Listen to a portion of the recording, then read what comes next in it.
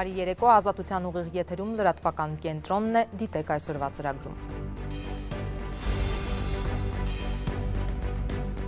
Խաղաղության պայմանագրի տեքստի համաձայնեցումից հետո առաջին անգամ նույն վայրում են Հայաստանի եւ Ադրբեջանի ղեկավարները։ Արդյոք Փաշինյան-Ալիև հանդիպում կլինի Տիրանայում, որտեղ վաղը մեկնարկում է Եվրոպական քաղաքական համայնքի գագաթնաժողովը։ Մի շարք աղմկահարույց պատմությունների կենտրոնում հայտնված Վաղարշապատի համայնքապետ Դիանա Գասպարյանը հայտարարել է հրաժարականի մասին։ Ակտիվիստին տեսախցիկների առաջ ծեծած նոր-նորքի թաղապետի հրաժարականի մասին լուրերը դեռ չեն հաստատվում։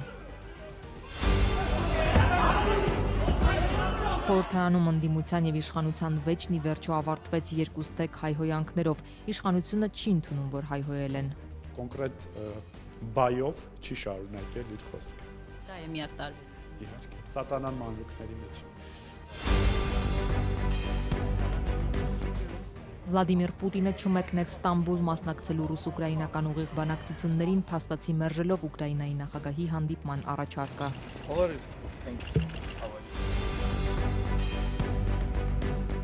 Ռուսական կողմը Երևանին նոր ատոմակայանի կառուցման տարբեր ծրագրեր է մտադիր առաջարկել։ Հայկական կողմը դեռ չի բացահայտում, որ երկրին է ի վերջո նախապատվությունը տալու։ Քննչական կոմիտեն քրեական հետապնդում չի հարուցի ֆուտբոլի անչափահաս երկրպագուին հարվածած անվտանգության աշխատակցի նկատմամբ։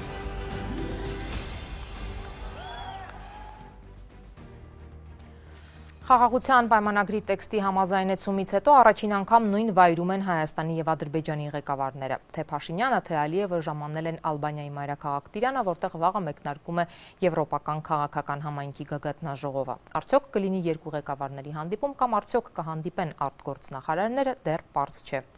Եվրոպական քաղաքական համայնքի գագաթնաժողովը ստեղծել է Եվրոպական խորհուրդը 2022 թվականին Ուկրաինայի դեմ ռուսական ռազմական ագրեսիայից հետո։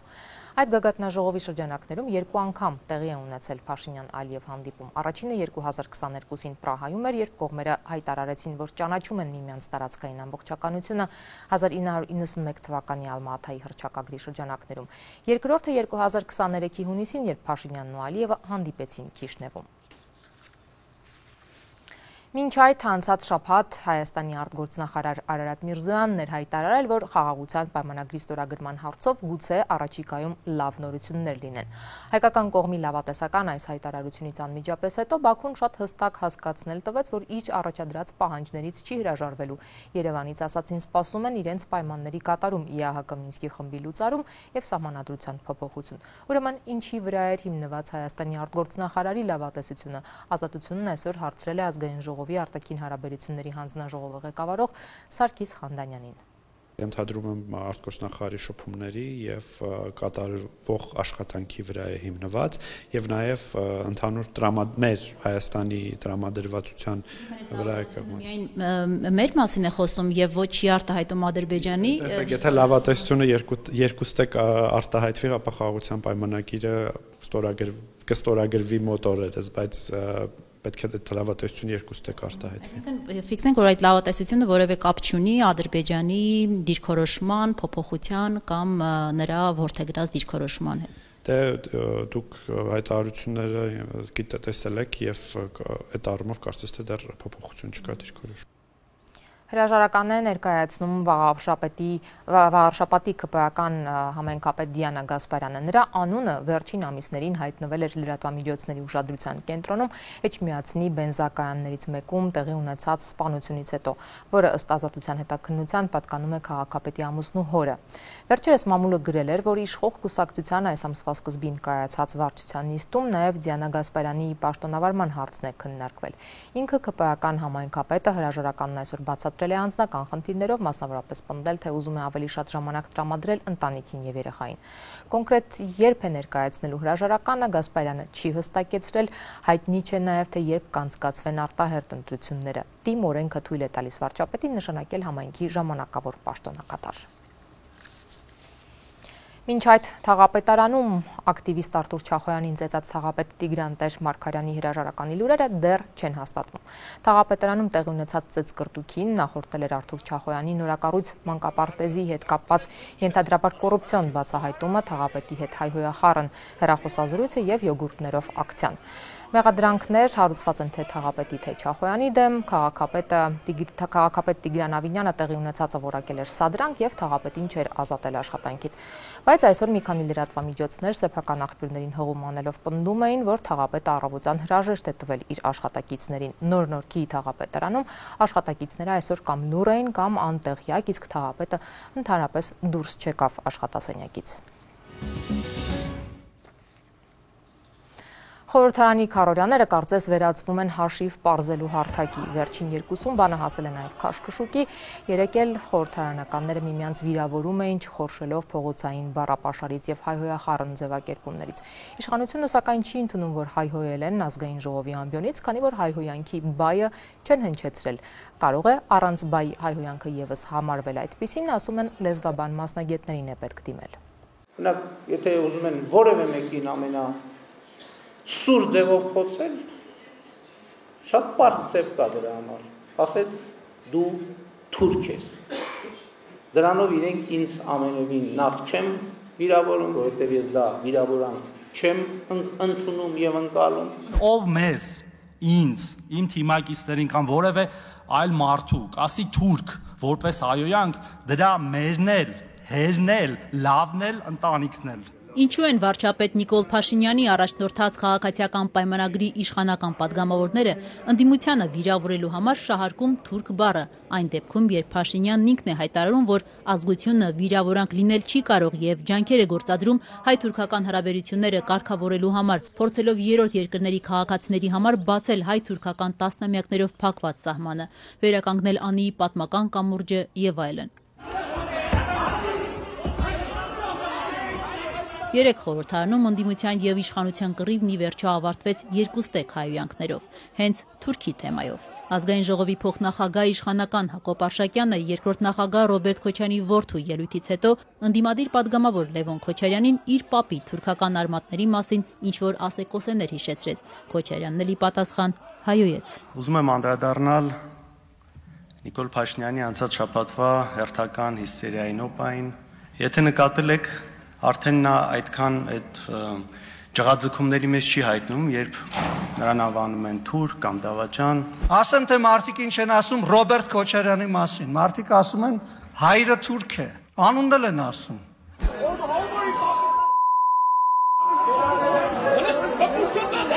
Պարոն Արշակյանը երբ որ խոսում էր, դա պարոն Արշակյանը պնդում չէր անում եւ թե չէր անում վիրավորական կոնտեքստում։ Արտաքին հարաբերությունների հանձնաժողովի իշխանական նախագահ Սարգիս Խանդանյանը վստահեցնում է, իրենց համար որևէ տեսակի խտրականություն, ազգայնական, կրոնական անընդունելի է, այդ թվում տարիքով պայմանավորված։ ԿՊ-ականները սակայն իրենց ելույթներում երեք խոսելով Լևոն Քոչարյանի մասին նրան տալիս էին Քոչարյանի փոքրիկ տղա բնութագրումը։ Խանդանյանն էլ ձեռնպահ չմնաց փոքրիկ զավակ ձևակերպումից։ Մենք որևէ մեկին թուրք չենք ասել եւ այդպիսով չենք փորձել վիրավորել որևէ մեկին։ Չասած Արշակյանը ամբիոնից, որ ասում են, որ ձեր պապը թուրք է, որից էլ որ վիրավորվեց Լևոն Քոչարյանը։ Բայց սա մենք չենք բարձրաձայնում եւ շարունակություն։ Բայց ի վերջո բարձրաձայնում եք խաղում։ Ով չենք փորձում ձեզ վիրավորել։ Եթե ինձ եք հարցնում, ինձ համար թուրք բառը վիրավորական չէ։ Հանգիստ։ Արդյոք հայոյանքը այն էլ խորհրդանի ամբիոնից ընդունելի է իշխանության համար։ Սարգիս Խանդանյանն ասում է ոչ, բայց չի կարողանում ասել իր իշխանական գործընկեր Արսեն Թորոսյանը հայոյել է, թե ոչ։ Ինչպես արտաքին հարաբերությունների հանձնաժողովի նախագահն է ձևակերպում, հայոյանքի բայը, այսինքն բուն գործողությունը Թորոսյանը չի հնչեցրել։ Հայոյել է ամբիոնից պարոն Թորոսյանը։ Այդ գնահատականի հարց է, չգիտեմ, ես լսել եմ ինչպես է հայոյել Հայաստան խմբակցության առաջնորդի փոքրիկ զավակը։ Արսեն Թորոսյանը երբ որ ամբիոնից ասում է ով որ մեզ ասի թուրք, մենք սրա սա, նա, դա չէ՞։ Ես ճիշտ ասած բան չեմ, լեզվաբան մասնագետներ ունեմ, կարող եմ ձեզ ուղղորդել նրանց եւ նրանք։ Ինչու եք այդ դեպքում լեզվաբան չլինելով Լևոն Քոչարյանին համարում հայոյա։ Բառ է օգտագործել փողոցային, որը հայոյանք է իմ Արսեն Թորոսյանինը։ Արսեն Թորոսյանը կոնկրետ բայով չի շարունակել իր խոսքը։ Դա է միակ տարբերությունը։ Իհարկե։ Բառ, որ հնչեցնում է ոչինչ, այսինքն իրանց բայեն չեն ասել, ուրիշների արի բայ վրա խոսենք։ Բառ ասեին, մերը բայը կասեին։ Իսենց ձեռակիրն է։ Ընդդիմադիր Հայաստան խմբակցության падգամավոր Արմեն Ռուստամյանը հորդորում է իշխանությանը կողմնորոշվել։ Ի վերջո թուրք որակումը իրենց համար վիրավորական է, թե ոչ։ Այսինքն այս վիճակից իրենք պետք է դուրս գան, կողմնորոշվեն։ Հիմա ինչու է թուրք ասածը հայ ժողովրդի մեջ այդպես ընկալվում որպես բացասական, որովհետև դառը պատմություն ենք ունեցել թուրքերի հետ, ցեղասպանության ենթարկված ազգ, եւ սա մտել է մեր, այսպես ասած, լեքսիկոնի մեջ, եւ հային երբ որ թուրք են ասել նեղացել է, որպես դա կապվել է բարբարոսության հետ։ Արդյոք իշխանական Արսեն Թորոսյանի հայոյախառն հայտարարությանը զուգահեռ դատապարտելի է նաև իր ընդդիմադիր գործընկերոջ Լևոն Քոչարյանի պահվածքը, ով նույնպես հայոյեց խորհրդարանում։ Դաշնակցական Ռուստամյանը Քոչարյանի տոհմածառն է հիշեցնում։ Մարդու տոհմածառն եք ուզում հայհոյեք, իսկ իր համար դա հայհոյանք է, այո, որովհետև այդ Գերդաստանը այդ ճնշումների տակ է եղել իրենց ամբողջ պատմության ընթացքում։ Ես ընդհանրապես դատապարտում խորհրդարանում տեղի ունեցող այս ամբողջ process-ը, այս հայտարարությունը մեզ չսազող բան է մեր ժողովրդին այդպիսի բան վերագրել, որ մենք այսպես խուժանավարի, խուլիգանավարի ենք մենք մեզ պահում մեր խորհրդարանում, եւ դա մի օր չի տևում, երկու օր չի տևում, արդեն դարել է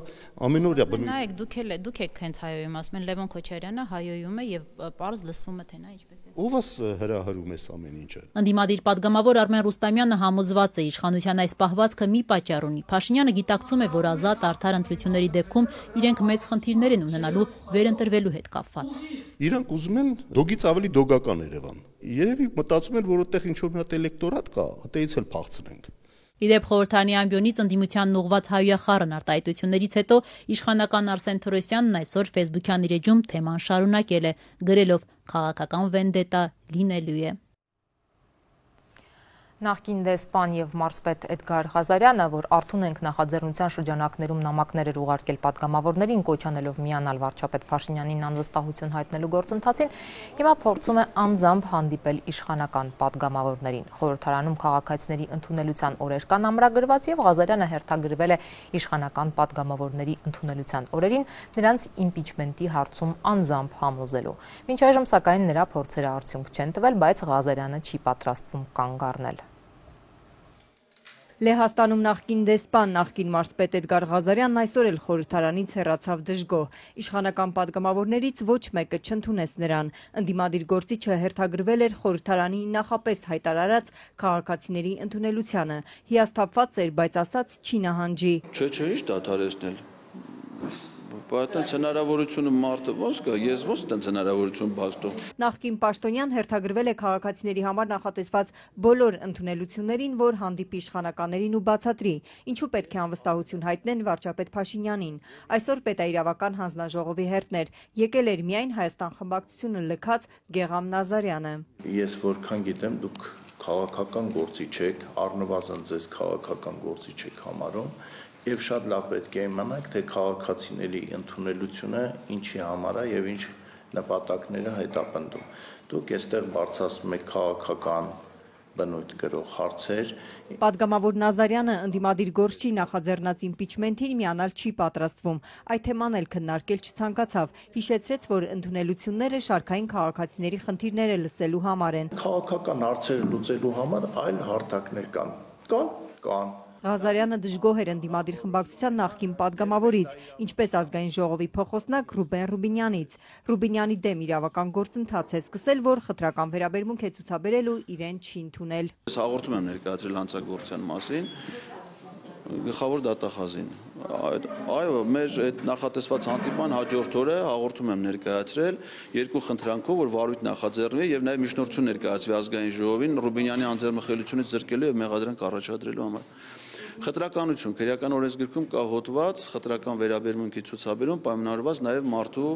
այլ հայացքներ, այդ թվում քաղաքական հայացքների համար։ Ինչու իշխանականները չեն հանդիպում Ղազարյանին ու անձամբ բացատրում, որ Նիկոլ Փաշինյանին անվստահություն հայտնելու կարիք չկա։ Քաղաքացիական պայմանագրի պատգամավոր Վահագն Ալեքսանյանն անձնական պատճառ ունի, ասաց Ղազարյանն իրեն վիրավորել է։ Օրինակ ձեզ, որ ինչ որ մեկը առաջարկ, ասի եկեք իրար հետ գնանք հանդիպենք, մի լագյան ուտելիք կտամ, դուք այդ ոչի հանդիպման կգնաք ու հարցազրույց կվերցնեք։ Իմ ու առհասարակ Հայաստանի Հանրապետության արժանապատիվ քաղաքացիների շրջանակներում ոչ մեկ լագյանով չի լափում։ Արթունենք նախաձեռնությունը, որի անդամ է նաև Ղազարյանը, ապրիլի վերջին նամակներ էր ուղարկել բոլոր պատգամավորներին Նիկոլ Փաշինյանին անվստահություն հայտնելու գործընթաց սկսելու համար։ Իշխանականների ճնշող մեծամասնությունը չէր արձագանքել այդ նամակներին։ Արսեն Թորոսյանը պատրել, նկարահանել ու իր էջում էր տեղադրել, իսկ Վահագն Ալեքսանյանը նամակին արձագանքել էր։ Իհարկե, ասել եմ, որ եթե ես չեմ պատրաստվում միանալ իրենց գործընթացին, բայց եթե իրենց հաջողվի Ռոբերտ Քոչարյանին կամ Սերժ Սարգսյանին այնուամենայնիվ դարձնել տեխնացու, խոստանում եմ, որ այդ նիստից հետո կներեք, խոստանում եմ, որ այդ նիստից հետո իրենք կգնան քաղաքական թոշակի, այդ են պատասխանի առանց վիրավորանքի, առանց անհարգալից բառի։ Դրանի պատասխան ակնհայտորեն հնչել է իմ հասցեին վիրավորական արտահայտություններ։ Նիկոլ Փաշինյանին անվստահություն հայտնելու գործընթաց սկսելու համար ընդդիմադիր պատգամավորների ձայները բավարար չեն, որպեսզի այդ նախագիծը ընդունվի, պետք է իշխանականներն էլ դրան միանան, ու չնայած նրանք հրաժարվում են ընդունել ու լսել Փաշինյանի իշխանությանը քննադատող Ղազարյանին, նա կշարունակի ներկայանալ գրանցված ընդունելություններին։ Վաղը ազգային ժողովի փոխոսնակ Հակոբ Արշակյանն է քաղաքացիներին հանդիպելու։ Ղազարյանը ակնկալում է, որ իրեն էլ կընդունի։ Եթերում Ազատության լրատվական կենտրոնն է, մեր լուրերին կարող եք հետևել նաև Ազատության տելեգրամյան ալիքում, իսկ այս ծրագրի երկրորդ մասում առաջարկում ենք։ Վլադիմիր Պուտինը չմեկնեց Ստամբուլ մասնակցելու ռուս-ուկրաինական ուղիղ բանակցություններին, փաստացի մերժելով Ուկրաինայի նախագահի հանդիպման առաջարկը։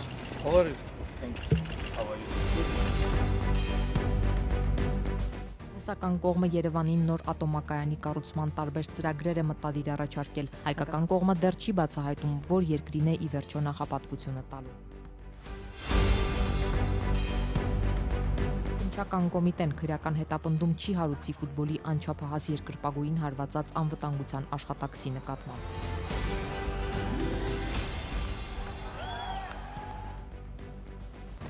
Գյումրիի տեղական ընտրությունների ժամանակ ընտրակաշառքի մեղադրանքով ձերբակալված 2 տարեց կանանց գործի նախաքննությունը ավարտվել է, շուտով այն կսկսի քննել դատարանը։ Հիշեցնեմ, քվեարկության օրը ընտրակաշառք տալու մեղադրանքով ձերբակալվել էին մեր քաղաքը Դաշինքի ավականու անդամի տեխնացու 71-ամյա Անահիտ Խալացյանը եւ 75-ամյա Կիմա Հայրապետյանը։ Նրանց հետ այդ օրը ձերբակալվել, ապա ազատ էր արձակվել նաև իրենց 90-անց բարեկամուհին, ում ինչպես պնդում էին տարեց կանայք, բերել էին ընտրատեղամաս քվեարկելու։ Տատիկների գործով մեղադրյալ Կիմա Հայրապետյանը Գյումրիի ընտրություններից հետո վարչական հսկողության տակ է, իսկ դա նշանակում է, որ նրա ոտքին հսկողության հատուկ սարք է ամրացված, սահմանափակված է նրա տեղաշարժը։ Ընտրակաշառքի համար մեղադրվող 75-ամյա կինը շատ է նեղվում դրանից, ոտքին վերքեր են առաջացել, պատմեց փաստաբան Արսեն Բաբայանը։ Կիմա տատիկի մոտ, որին Մերիքյան Ռուբենն էր պաշտպանում, իսկապես կար խնդիր ոտքին, որտեղ որ ամրացված է, կապված է, մաշկային ինչ-որ խնդիրներ էր առաջացել, բայց ամեն դեպքում ինքը ինչ-որ բժշկի դիմեց եւ գտավ լուծումը, ինչ-որ չգիտեմ, հատուկ մազերով բաների միջոցով։ Հիմա քանի որ առաջիկայում կլինի առաջին նիստը եւ որտեղ որ պիտի քննարկվի նաեւ վարչական հսկողության հարցը, մենք այնտեղ հույս ունենք, որ կկարողանանք այդ վարչական հսկողությունը վերացնելու, եթե դա չի, ապա գոնե այդ տրաստեկը հանելու։ 70-անց 2 տարեց կանանց ընտրությունների օրն էին ձերբակալել, 3 օր անազատության մեջ պահել։ Նրանք անգամ ահազանգում էին, որ ձերբակալելիս իրենց հարվածել են։ Հակակոռուպցիոն կոմիտեն հերքել էր ֆիզիկական ուժ գործադրելու մեղադրանքները։ Մյուս մեղադրյալը 71-ամյա Անահիտ Խալաթյանը առողջական խնդիրներ ունի։ Բուժօգնություն ստանալու համար նրա ոտքից սարքը հանել են, ապա նորից ամրացրել։ Այս ընթացքում պիտի Անահիտը առողջական խնդիրներով պայմանավորված օրինակ հատուկ բժշկական տեխնիկական բաներով, սարքավորումներով հետազոտություն անցավ, որի համար ստիպված եղան հանել այդ սարքը, հետո նորից դնել։ Ինքը այդպես անհարմար բազմաթիվ անհարմարություններ ստեղծեց կանանց համար եւ իմ հասկանալով քրչական հակակոռուպցիոն կոմիտեի նպատակն հենց այսպես անհարմարություններ ստեղծելն էր։ Հակակոռուպցիոն կոմիտեն օրերս ավարտել է տատիկների գործի նախաքննությունը։ Դատախազը դեռ պիտի հաստատի մեղադրական եզրակացությունն ու գործն ուղարկի դատարան։ Տարեց կանանց փաստաբան Արսեն Բաբայան այսօր գործի քննությունից շատ չակերտներ բացեց, քանի դեռ չի ստացել մեղադրական եզրակացությունը, ասաց քրեական վարույթի հիմքում հեռախոսային գաղտնալսումներ են։ Դրանցում նախաքննական մարմինը ընտրակաշառքի խոստում է տեսել։ Ըստ էության ամբողջ գործը կառուցված է մի կենցաղային պատիժան վրա, որը քննչականը որոշել է կամ քննչականը պնդում է, որ դա իրենից ներկայացել է ընտրակաշարք։ Մասնավորապես մի կին մյուս կնոջը փորձել է, որ ժամանակի ընթացքում եղավ, տարիների ընթացքում բարբերաբար օգնության ձեռք է մեկնել որոշակի հարցերի շուրջ, իրար մեջ խոսակցություն է եղել, որ ջրմուղի հետ կապված որոշակի գործողություններ պիտի արվի, փոս պիտի փորվի, այդ փոսը փորելու համար անհրաժեշտություն կա որոշակի 10-15 դրամ վճարելու։ Այս մյուս կինը, որը մշտապես օգնել էր, ասել է լավ, այս ընտրությունները ավարտի վերջանա, մի քիչ հանգստանանք, այդ քո հարցերը կլուծենք։ Այս խոսակցությունն էր ամբողջ այս հեռախոսային, այսպես ասած խոսակցությունը, որ գաղտնի ձայնագրությամբ դրել էին գործի հիմքում եւ հիմա վերագրում են, թե իբր որպես ընտրակաշարք է առաջարկվել։ Անահիտ Խալաթյանի պարագայում մեկ այլ հեռախոսազանգել է քրեական վարույթի հիմք դարձել։ Նա տեղական ընտրություններում մեր քաղաքը ընդդիմադիր դաշինքի նախընտրական ցուցակում էր ընդգրկված։ Տիկին Անահիտը աշխատում էր տրանսպորտային ընկերությունում, Երևան-Գյումրի երթուղային տաքսիների ընկերությունում։ Օրինակ պատվիրապատվերը զանգում են, ասում են 2 հոգու տեղ պահի ժամը 6-ին պիտի գնանք Երևան։ Շատ լավ ասում են, դիսպեչերը ձեզ կզանգահարի։ Այս տեսակ խոսակցություններ են, որոնք վերագրում են իբր հատուկ ծածկագրերով են խոսել, եւ այդ 2 տեղը 2 ձայներ, որի արժեքը եսին ինչն է, այս տեսակ անհեթեթ ինչ-որ մեղադրանք։ Բաբայանը պնդում է, տատիկների գործում հիմնավոր ապացույց չկա։ 6 տարի ազատազրկում է նախատեսում հոդվածը, բայց ես չեմ պատկերացնում որևէ դատավոր, որոնք որ մշտապես այդպիսի բաները դակել են, չեմ պատկերացնում, որ հնարավոր կլինի այսպիսի մեղադրանքով մեղքը հաստատված համար։ Հանցավոր արարք գոյություն չունի։ Ընտրակաշարքի ու ընտրության ժամանակ բարեգործության արգելքը խախտելու հոդվածով հարուցված այլ վարույթներ էլ կան, որոնք դեռ նախաքննության փուլում են։ Մեր քաղաքը դաշինքի մասով կա եւս մի քանի հոգու վերաբերյալ մեղադրանքներ կա, որոնք դատարան չեն ուղարկել, դրանք դեռևս նախաքննությունը շարունակվում։ Իսկ մեր քաղաքը դաշինքը ղեկավարած ընդդիմադիր падգամավոր Մարտուն Գրիգորյանի հոր, որդու եւ եւս մեկ ավագանու թեկնածուի գործը արդեն հակակոռուպցիոն դատարանում է։ Նրանք մեղադրվում են ընտրության ժամանակ բարեգործության արգելքը խախտելու համար։ Դատական առաջին նիստը մայիսի 27-ին է։ Հայաստանի գավաթի եզրափակիչ խաղի ավարտին խաղադաշտ մտած պատանուն հարվածելու դեպքով քրեական գործ չի հարուցվի։ Կադրերում երևացող տղամարդը Ֆուտբոլի ֆեդերացիային պահանորդական ծառայություն մատուցող տոր ընկերության ղեկավարներից մեկն է։ Ֆուտբոլի ֆեդերացիան արդեն հայտարարել է, որ տեղի ունեցածը հակասում է իրենց կանոններին եւ արժեհամակարգին, բայց չի հայտնել արդյոք կշարունակի համագործակցությունը նրա հետ, թե ոչ։ ՖԱՖ-ի ֆուտբոլի ազգային հավաքականի երկրպագուների առաջին հայկական ճակատի ֆեյսբուքյան էջում 3 մի տեսանյութ է հրապարակվել, որտեղ երևում է, թե ինչպես է խաղադաշտ մտած պատանի երկրպագուին համազգեստով մի տղամարդ հարվածելով եւ քաշքշելով փորձում դաշտից դուրս բերել։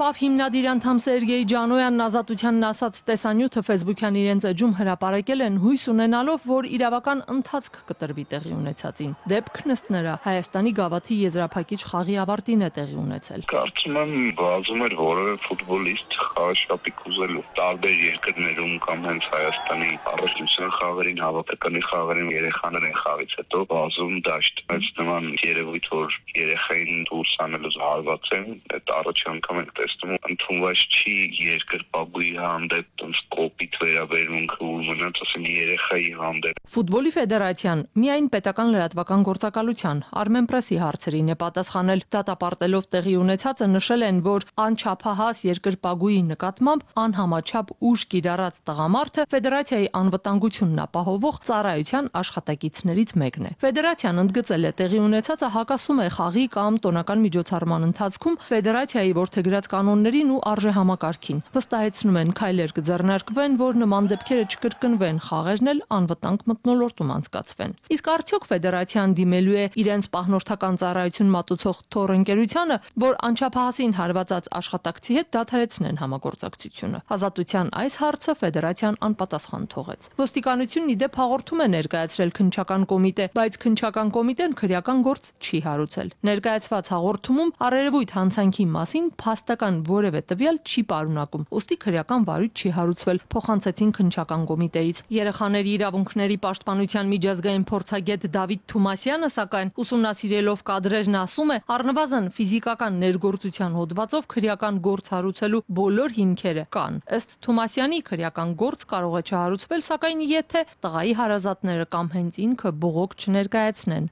Մեկ անգամ բռնում է երեխային հագուստից, մի քանի անգամ թափ է տալիս, այնուհետև աջ ձեռքով նաև հարված է հասնում երեխային, որի պարագայում քանակական տեսանկյունից մենք արդեն ունենք բավարար բռնի գործողություններ, որոնք 195 հոդվածի ավարտման մասին են խոսում։ Այն հանգամանքը, որ դա կատարվում է անչափահասի նկատմամբ, հանդիսանում է տվյալ հոդվածում որպես ծանրացնող հանգամանք եւ ինքը պատժվում է արդեն ընդհանուր միջև կարճաժամկետ ազատազրկմամբ 2 ամիս ժամկետով։ Կադրերում երևացող տղամարդը ոչ թե պահնորդական ծառայություններ մատուցող Թոր ընկերության աշխատակիցներից մեկն է, ինչպես ֆեդերացիան էր ներկայացրել, այլ այդ ընկերության տնօրեն Նորայր Ավետիսյանն է։ Նրա հետ մեզ կապ հաստատել չհաջողվեց ֆեյսբուքյան անձնական էջից, սակայն պարզ է դառնում, որ նա զբաղվում է նաև մարտարվեստով։ Նրա փոխարեն Ազատության հետ փոխադարձ զանգով կապ հաստատեց եղբայրը Լևոն Ավետիսյանը, որն այդ ընկերության հիմնադիրն է։ Ասաց, ֆեդերացիան իրենց պատվիրել էր խաղի անվտանգությունն ապահովել, իրենք էլ տեղեկություն են ունեցել, թե մի խումբ երիտասարդներ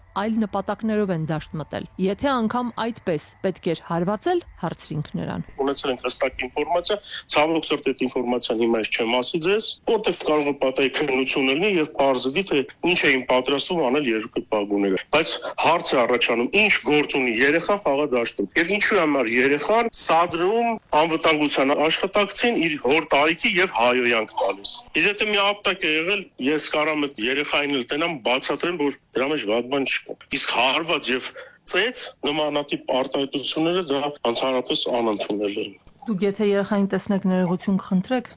Ես ներողություն չեմ խնդրի, ես ուղղակի կբացատրեմ եւ մենք լեզու կգտնենք իրար հետ։ Պարզաբանում է եղբայրը, հիշեցնելով խաղադաշտ մտնելը միջազգային կանոններով է արգելվում։ ՖԱՎ հիմնադիր անդամ Սերգեյ Ջանջոյանը, սակայն, ասում է, կարող էին տուգանել, բայց ոչ հարվածել։ Իդեպ, ասում է, տուգանքն էլ վերջերս հազվադեպ է կիրառվում։ Ամբողջ աշխարհում ընդունված արգելվածը կարող է վարգելված է, բայց շատ հաճախ հանդիպող երևի թե Մեսսի մոտ են վազում, ենք Վրաստանում ենք Խվիչայի մոտ վազեցին խաղի ընթացքում Վրացիան տնտեսական աշխատակիցները շատ հանգիստ առանց որևէ միջադեպի դուրս եկել մտել է հանգիստ անցել այս բարագայում բոլոր գծերը անցած վիճակել։ Խաղադաշտ դուրս եկած երեխայի կամ նրա ընտանիքի անդամների հետ Ազատությանը կապ հաստատել չի հաջողվել։ Նորայր Ավետիսյանը ոստիկանության նախկին աշխատակից է, նաև քրեակատորական ծառայությունում է աշխատել, իր դիմումի համաձայն է աշխատանքից ազատվել։ Եղբորը հարցրինք, արդյոք ծառայության ընթացքում նաև մարդ ծեծելու դեպքերով է աչքի ընկել, հերքեց ոչ։ Շուրջ 10 տարի առաջ էլ հիշեցնենք քաղաքական գործիչ Շանթ Հարությունյանի որդին Շահեն Հարությունյանն էր Հայաստան-Պորտուգալիա խաղի ընթացքում մտել խաղադաշտ։ Այդ օրերին նրա հայրը բանտում էր։ Ազատություն Շանթ Հարությունյանին եւ բոլոր քաղբանտարկյալներին անգլերեն ու հայերեն գրությամբ այս պաստառով էր խաղադաշտ մտել Շահենը, որին սակայն մի խումբ ոստիկաններ ոչ թե ծեծեցին կամ հարվածեցին, այլ դաշտից գրկած դուրս բերեցին։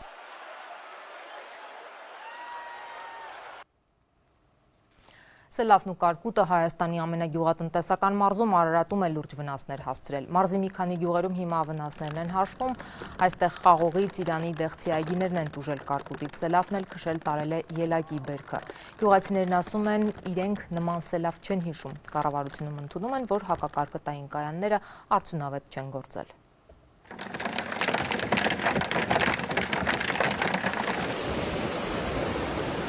Ուժգին կարկտի նորեր անց հաջորդած տեղատարապանձրևներից առաջացած աննախադեպ հեղեղներն Արարատի մարզի Քաղցրաշեն, Նորաշեն ու մի քանի այլ գյուղերում ժամերով արտակարգ իրավիճակ են ստեղծել։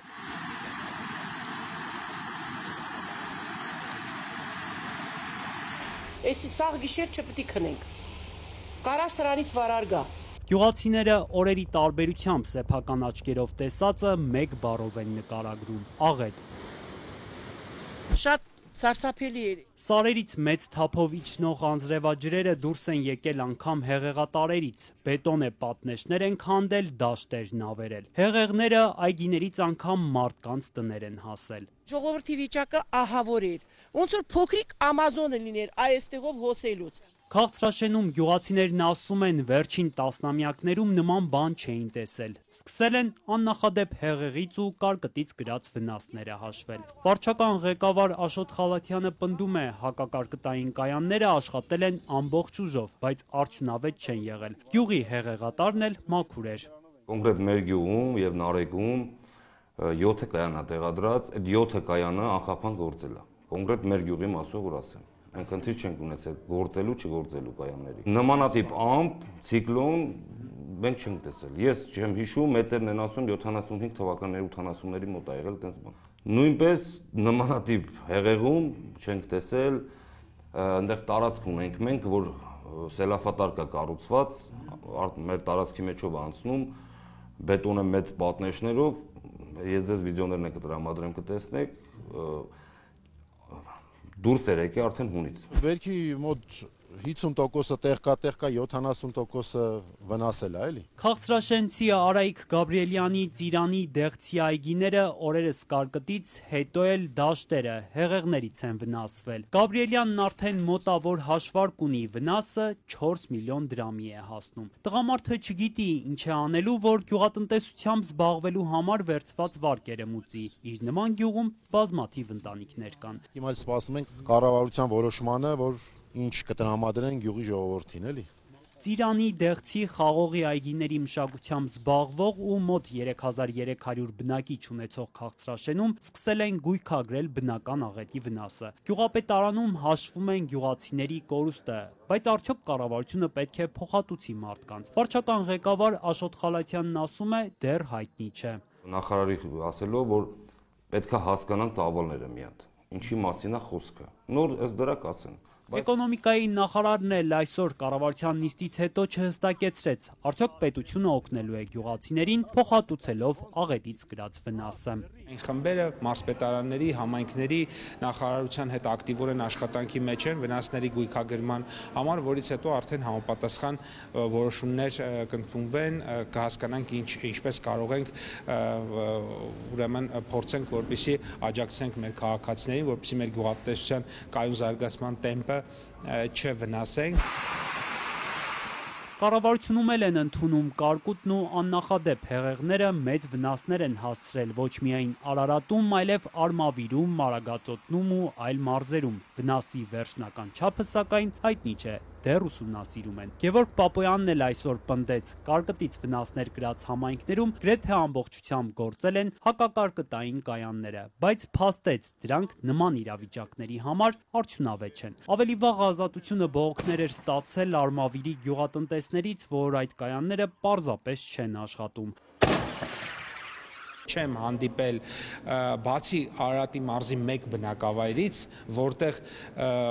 մասնագետների կարծիքով պատասխանատուների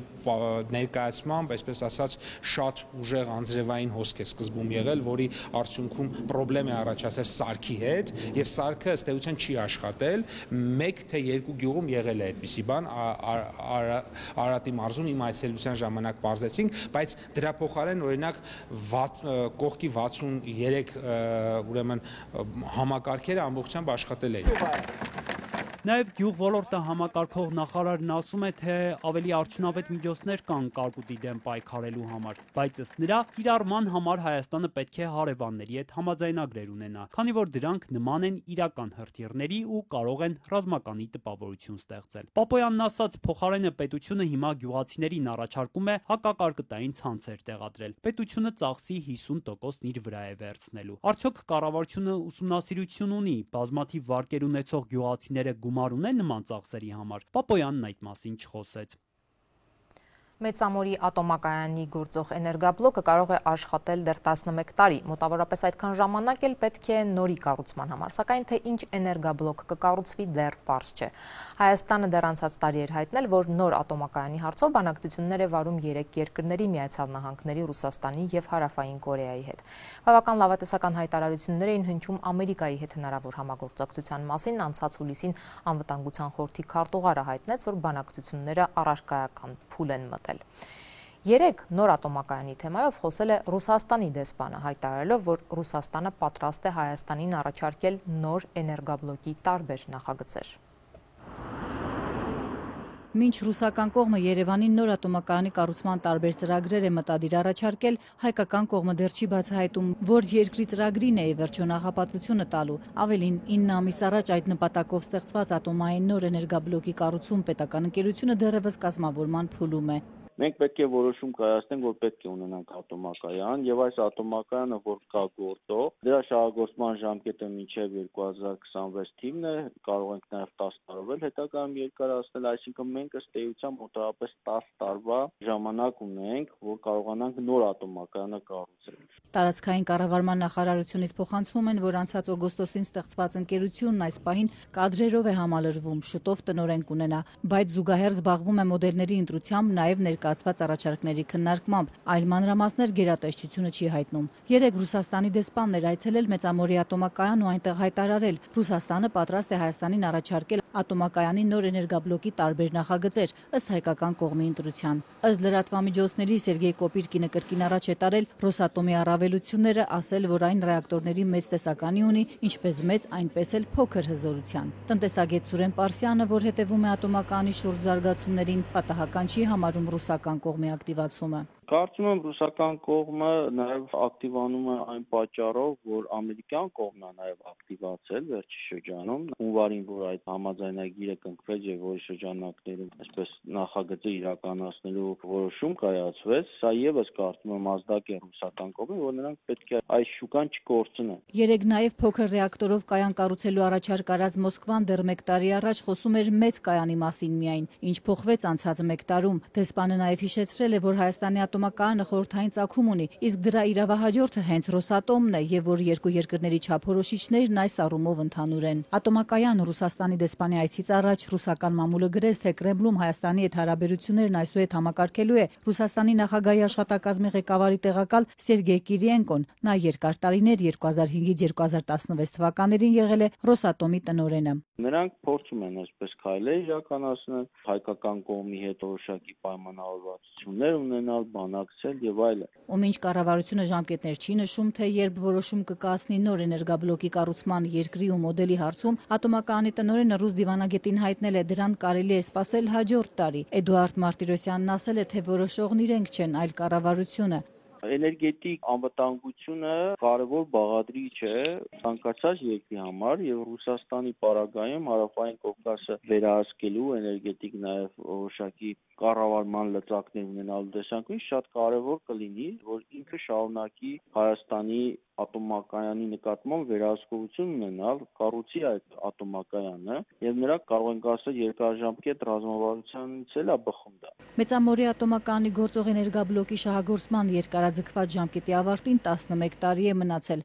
Նորի կառուցման համար էլ 10 տարի կպահանջվի։ 2036-ին Հայաստանը պետք է նոր ատոմակայան ունենա, որն էլ կկառուցվի հնի Մեծամորի տարածքում կամ առնվազն նույն կամ ավելի մեծ հզորության։ Ուղիղ 1 տարի առաջ Երևանը հայտնել էր, որ նոր ատոմակայանի կառուցման հարցով բանակցություններ է վարում Միացյալ Նահանգների, Ռուսաստանի եւ Հարավային Կորեայի հետ։ Անվտանգության խորհրդի քարտուղար Արմեն Գրիգորյանն էլ հուլիսի սկզբին հայտարարեց, որ Հայաստանը Միացյալ Նահանգների հետ առարկայական քննարկումների փուլում է նոր ատոմակայանի կառուցման հարցով։ Գրիգորյանի այս հայտարարությունից ամիսներ անց Երևանն ու Վաշինգտոնը սկսեցին բանակցել միջուկային համագործակցության համաձայնագրի շուրջ։ Հայտնի չէ, թե ինչպես ու ինչ ելքով կավարտվեն բանակցությունները, բայց միայն համաձայնագրի ստորագրումից հետո ամերիկյան ընկերություններն իրենց միջուկային տեխնոլոգիաները կարող են Հայաստան բերել։ Ատոմակայանի շուրջ զարգացումներն ուսումնասիրող տնտեսագետը կարծում է, որ այս կառավարությունը չունի բավարար ռեսուրսներ լուծելու այս հարցը։ Սա համար մենք պետք է ունենանք քաղաքական կայունություն, կանխատեսելի իշխանություններ եւ այլ բազմաթիվ հարցեր կան։ Հայաստանում սպառվող էներգիայի մոտ 40%-ն արտադրող Մեծամորի ատոմակայանն ի դեպ մյուս տարի նորոգման պատճառով 4.5 ամիս չի աշխատելու, թե դա ինչպես կանդրադառնա էներգամատակարարման վրա,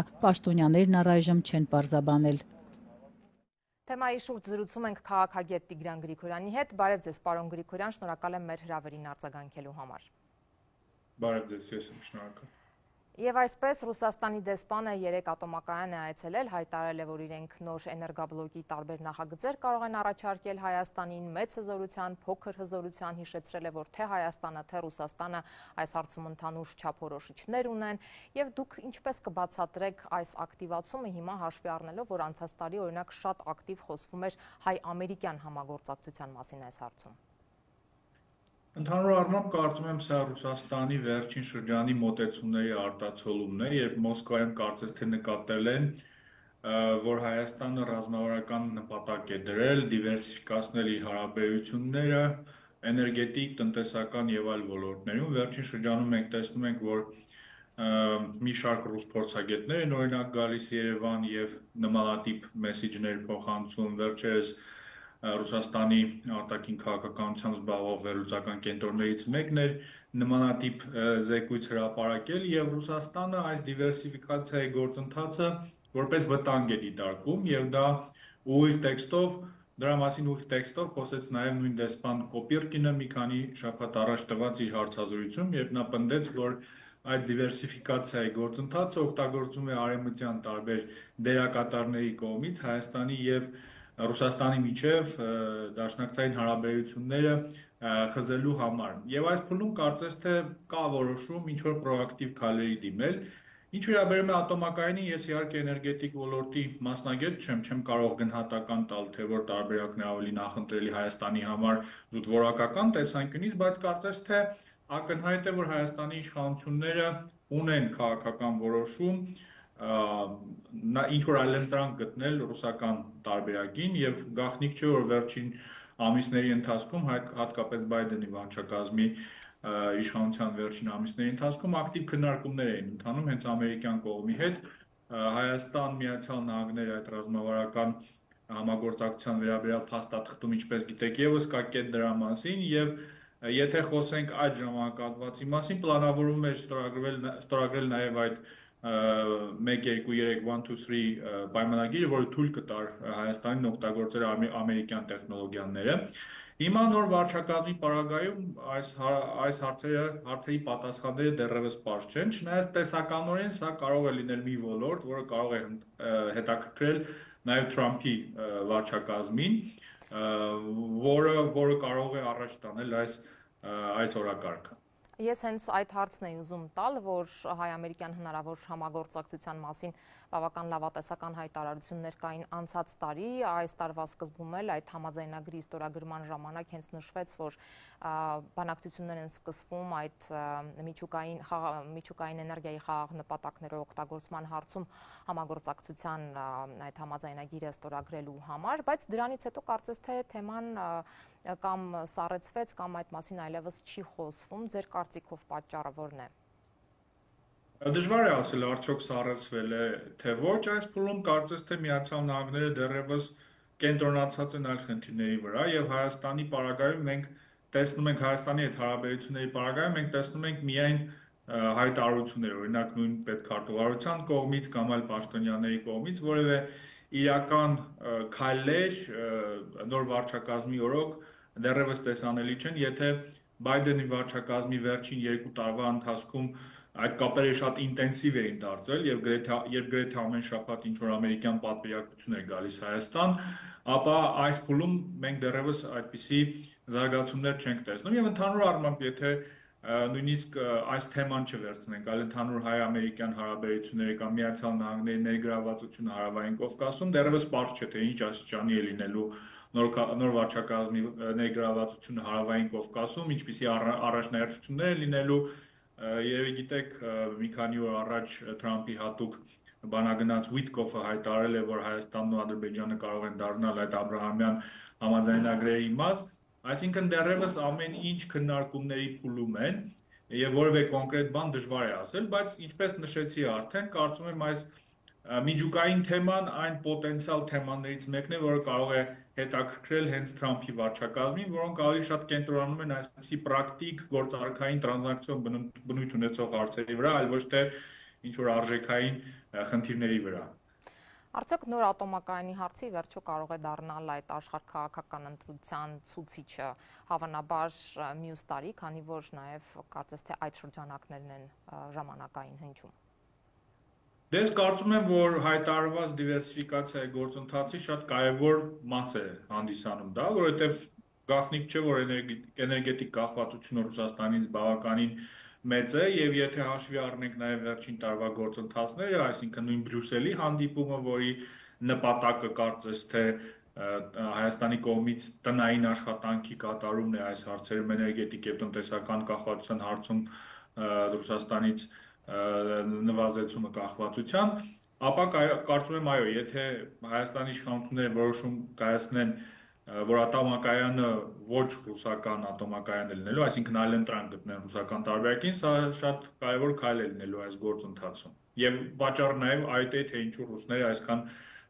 մտահոգված եւ ակտիվ են այս հարցերով, բայց ոչ միայն այս հարցերով, նմանատիպ ակտիվություն նկատվում է նաև տնտեսական հարցերով, օրինակ, կամ ԵԱՏՄ-ի հետ կապված հարցերով, երբ կրկին հղվում է այն ուղերձը, որ ԵԱՏՄ-ից դուրս գալը, օրինակ, կործանարար կարող է լինել Հայաստանի համար։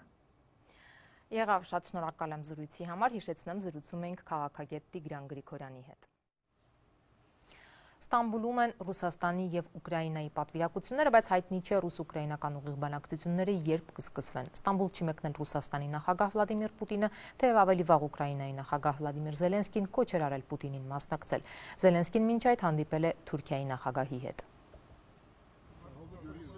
Վլադիմիր Պուտինը չմեկնեց Ստամբուլ մասնակցելու ռուս-ուկրաինական ուղիղ բանակցություններին, փաստացի մերժելով Ուկրաինայի նախագահի հանդիպման առաջարկը։ Փոխարենը ռուսական պատվիրակությունը ղեկավարում է նախագահի օգնական մշակույթի նախկին նախարար Վլադիմիր Մեդինսկին։ Պատվիրակության կազմում կան նաև փոխնախարարներ։ Կողմերը վերջին անգամ դեմարտեն բանակցել էին կրկին Ստամբուլում 2022-ի մարտին։ Այսօրվա հանդիպումը նախատեսված էր կեսօրին մոտ, սակայն տեղափոխվեց օրվա երկրորդ կես, թեև կոնկրետ ժամ չի նշվել։ Մեդինսկին հայտարարել է, որ Ստամբուլում են ու պատրաստ են քննարկել հնարավոր փոխզիջում։ Կրեմլի խոսնակն էլ ասել է, որ ռուսական պատվիրակությունն առավոտից սպասում է ուկրաինացիներին, որոնք դեռ չեն եկել հանդիպման վայր։ Դոլմաբահչեի պալատ։ Ստամբուլում է ռուսական պատվիրակությունը, որը սպասում է ուկրաինական կողմին, որը դեռ այնտեղ չէ։ Ավելի ուշ ռուսական պատվիրակությունը գնացել է Ստամբուլում Ռուսաստանի գլխավոր հյուպատոսություն, որտեղ հրավիրված ասուլիսին Մեդինսկին ասել է, ուղիղ բանակցությունների նպատակն է, որ վաղ թե ուշ կարողանան հասնել երկարաժամկետ խաղաղության, վերացնելով հակամարտության գլխավոր պատճառները։ Նա նաև ասել է, որ Մոսկվան այս բանակցությունները դիտարկում է որպես Ստամբուլում տեղի ունեցած խաղաղության գործընթացի շարունակություն, որը ընդհատվել էր 3 տարի առաջ, ապահովել, որ այս պատվիրակությունն իրավասու է որոշում ներկայացնել։ Наша официальная делегация утверждена распоряжением президента. Մեր պաշտոնական պատվիրակությունը հաստատվել է նախագահի հրամանագրով եւ այն ունի բոլոր անհրաժեշտ իրավասություններն ու լիազորությունները բանակցություններ վարելու համար։ И полномочиями для ведения переговоров. Այսօր Անկարայում Թուրքիայի նախագահի հետ հանդիպել է Ուկրաինայի նախագահը։ Հանդիպումից առաջ Վլադիմիր Զելենսկին քննադատել է Ռուսաստանին, ասելով, որ Ստամբուլ ուղարկված պատվիրակությունը բուտաֆորիա է։ Հանդիպումից հետո էլ հրավիրված ասուլիսին ասել է, որ Ուկրաինան պաշտպանության նախարարի գլխավորությամբ պատվիրակություն կուղարկի Ստամբուլ, բանակցելու ռուսական կողմի հետ։ Զելենսկին նշել է, որ Պուտինի հետ նախատեսված հանդիպումը կարող են բաց թողնել, եթե Ստամբուլում հրադադարի շուրջ համաձայնություն ձեռք բերվի։ Նա նաև ասել է, որ նման ցածր մակարդակի պատվիրակություն ուղարկելով Ռուսաստանը անհարգալից է վերաբերվում ոչ միայն Ուկրաինային, այլև Միացյալ Նահանգներին եւ Թուրքիային։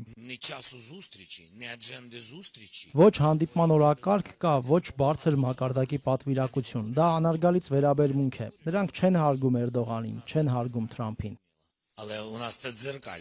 ԱՄՆ նախագահն այս ֆոնին հայտարարել է, որ ուրբաթ կարող է մեկնել Ստամբուլ, եթե այսօրվա բանակցություններում առաջընթաց գրանցվի։ Դոնալդ Թրամփը հույս է հայտնել, որ կողմերին կհաջողվի ինչ-որ արդյունք գրանցել։ Եթե ինչ-որ բան տեղի ունենա, ես կգնամ ուրբաթ օրը, եթե դա նպատակահարմար լինի։ Նրանք հիմա բանակցում են։ Պարզապես հույս ունեմ, որ Ուկրաինան եւ Ռուսաստանը կկարողանան ինչ-որ բան անել։ Ավելի ուշ Թրամփն ասել է, որ հակամարտության կարգավորման համար անհրաժեշտ է, որ ինքը անձամբ հանդիպի Վլադիմիր Պուտինի հետ, այլապես ոչինչ չի ստացվի։ Այս ֆոնին Անտալիայում այսօր անցկացվում է ՆԱՏՕ-ի անդամ երկրների արտգործնախարարների ոչ պաշտոնական հանդիպումը։ Միացյալ Նահանգների պետքարտուղարը հանդիպումից առաջ ասել է, որ բանակցություններում առաջընթաց են ակնկալում առաջիկա օրերին։ Մարկո Ռուբիոն նշել է, որ խնդրի կարգավորումը բարդ է, բայց այն կարող է լուծվել միայն դիվանագիտական ճանապարհով։ Ռուսաստանի եւ Ուկրաինայի միջև հակամարտությունը ռազմական լուծում չունի, այս պատերազմը կավարտվի ոչ թե ռազմական, այլ դիվանագիտական ճանապարհով։ ՆԱՏՕ-ի գլխավոր քարտուղարն էլ ասել է, որ ամեն կերպ կօգնեն, որպեսզի դադարեցնեն պատերազմը եւ հասնեն երկարատև եւ կայուն խաղաղության։ Ուկրաինան բազմիցս է ապացուցել, որ ցանկանում է հրադադար հաստատել եւ պատրաստ է բանակցել, եւ հիմա գնդակը Ռուսաստանի դաշտում է, ասել է Մարկ Ռյուտեն։ Ուկրաինան պատրաստ է հրադադարի եւ անհապաղ բանակցությունների։ Դա միանգամայն պարզ է։ Գնդակն այժմ ակնհայտ Ռուսաստանի դաշտում է։ Նրանք պետք է բացատրեն, թե ինչ են անում, ինչու են այստեղ կամ ինչ թիմով։ Բանակցությունների նախօրեին Ռուսաստանը շարունակել է Ուկրաինայի վրա անօթաչուներով հարձակումներ զինուժները տուժել են Սումիի, Դնեպրոպետրովսկի, Պոլտավայի եւ Կիևի մարզերը։ Ռուսական զինուժը հաղորդել է, որ Դոնեցկում եւս մեկ բնակավայր է վերցրել։ Այսքանն էինք նախատեսել այսօրվա համար, նորություններին հետևեք azatutun.am կայքեջում եւ սոցիալական մեդիայի մեր էջերում, իսկ լրատվական թողարկումը եթերում կլինի վաղը երեկոյան ժամը 8-ին։ Հաջողություն։